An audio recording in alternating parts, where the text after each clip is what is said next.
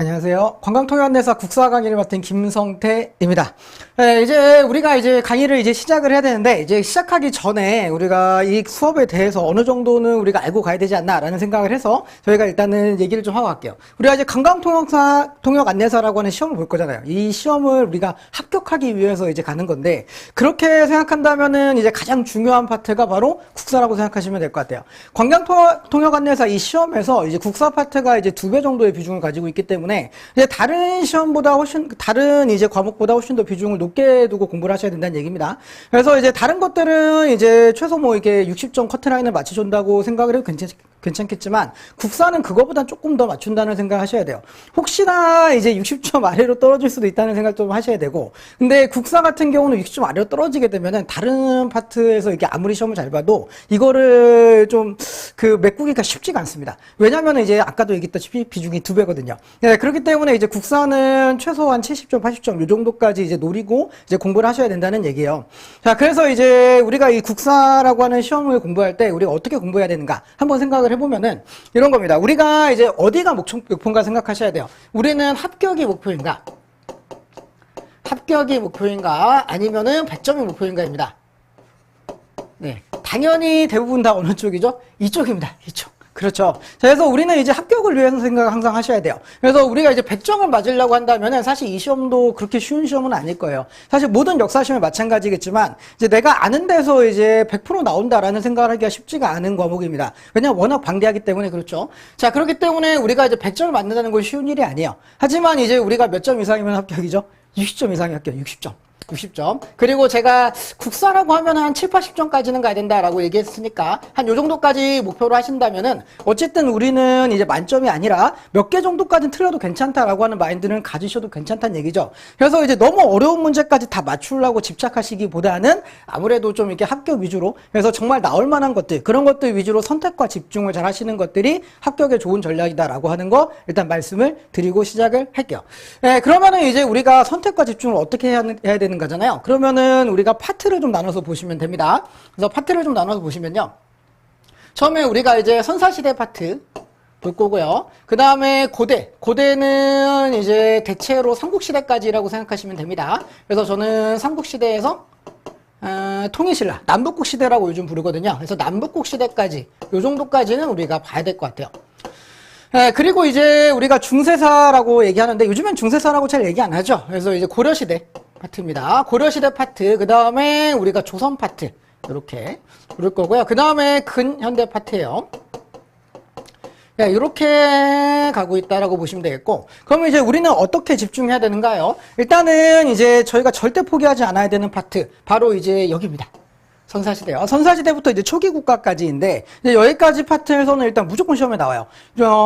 제가 지금까지 봤을 때, 최근 경향으로 봐도 최소 2문제가 나옵니다. 2문제에서 많이 나오면 3문제까지도 나오는 파트이기 때문에 놓치고 가면 안 되는 파트죠. 게다가 우리가 암기를 해야 되잖아요. 암기를 할 때 암기 양으로 봤을 때는 사실 선사시대가 그렇게 많은 암기를 요구하지 않는 파트예요. 그러니까 여기는 반드시 좀 공부를 하고 가셔야 됩니다. 무조건 맞춘다고 생각하고 가셔야 되는 파트입니다.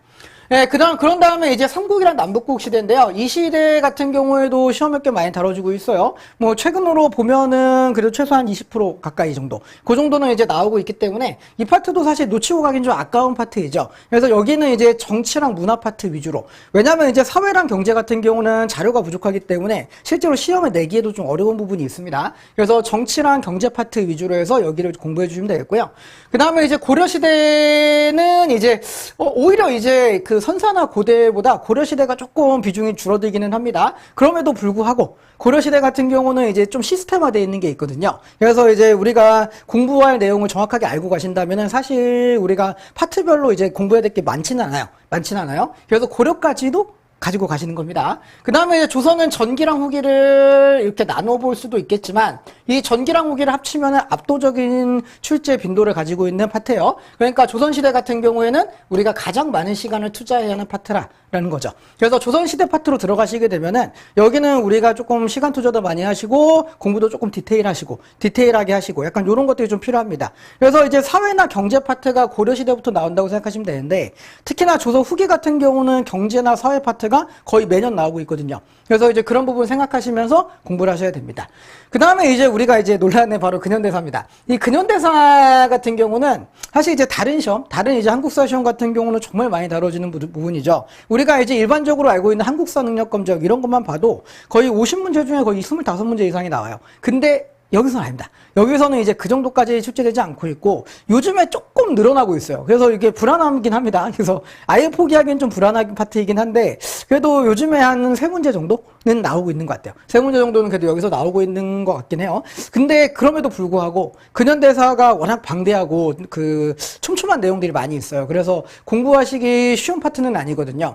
그래서 일단은 어디까지 먼저 공부하시고 조선까지를 조금 디테일하게 많이 공부를 하시고 그리고 이제 남은 시간에는 이제 근현대사를 이제 핀포인트로 이제 자주 나왔던 파트들 있죠. 그런 파트 위주로 공부하시는 것. 그래서 조선까지 집중, 근현대사는 조금 가볍게 하시는 게 아무래도 조금 이 시험을 합격하기 위한 방법이 아닐까라고 저는 생각을 하고 있습니다.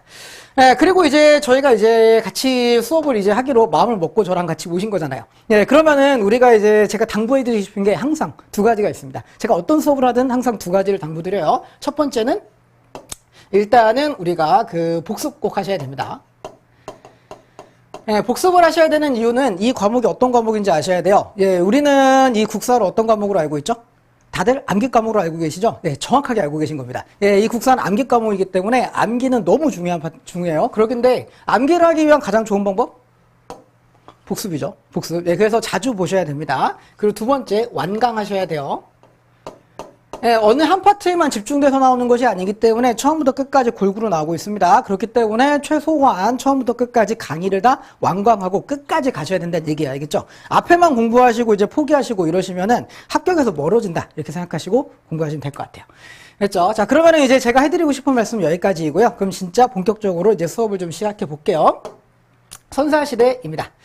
그래서 선사시대는 이제 우리가 역사 이전의 시대라고 해서 선사 이렇게 부르고 있고요. 우리가 선사라고 하는 말은요, 기록이 없는 시대라는 의미입니다. 그래서 기록이 없기 때문에 기간은 굉장히 길지만 공부할 게 많은 시대는 아니다라고 생각하고 가시면 되겠어요. 대체로 구석기 시대부터 해서 구석기에서 이제 신석기까지를 우리가 선사시대로 보지만 이제 도구의 변화 과정에서 연장선으로 어디까지 보기도 한다. 뭐 철기까지 보기도 합니다.